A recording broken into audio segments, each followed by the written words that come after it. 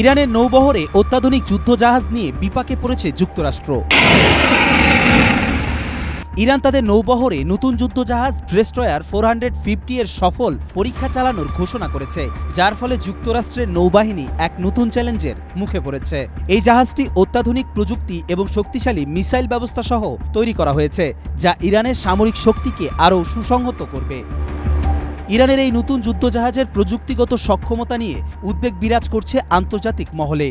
একনল hand wash 100% paraben free, তাই নিরাপদ হাতের জন্য আস্থা রাখুন একনলে। বিশেষ করে যুক্তরাষ্ট্র ও তার মিত্র দেশগুলোর কাছে এই যুদ্ধজাহাজের শক্তি একটি বড় ধরনের উদ্বেগের বিষয় হয়ে দাঁড়িয়েছে।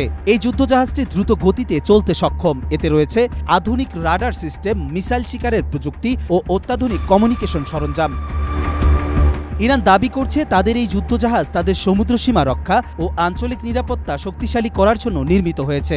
তবে যুক্তরাষ্ট্র সহ পশ্চিমা দেশগুলি ইরানের সামরিক শক্তির এভাবে বৃদ্ধিকে তাদের সামরিক ও কৌশলগত অবস্থানকে চ্যালেঞ্জ হিসেবে দেখছে।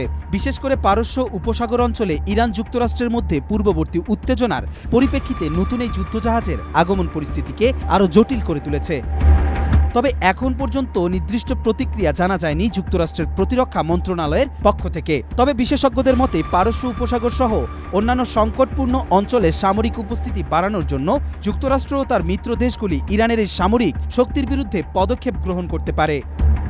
ইরান এই যুদ্ধজাহাজের মাধ্যমে মধ্যপ্রাচ্যে তাদের সামরিক প্রভাব আরও শক্তিশালী করতে চাচ্ছে, যা আন্তর্জাতিক জলসীমায় সংঘাতের ঝুঁকি তৈরি করতে পারে। বিশ্ব রাজনীতিতে বিশেষজ্ঞরা বলছেন যুক্তরাষ্ট্র ইরান শত্রু প্রতিদ্বন্দ্বী হলেও নতুন প্রযুক্তির এই যুদ্ধজাহাজের উদ্ভব যুক্তরাষ্ট্রের সামরিক কৌশলকে পুনর্বিন্যাস করতে বাধ্য করবে। তবে তারা আরও বলছেন দুই দেশেই পরমাণু চুক্তি ও সামরিক উত্তেজনা কমানোর চেষ্টা করবে, কারণ পারমাণবিক যুদ্ধের ঝুঁকি দুপক্ষের জন্যই বিপজ্জনক।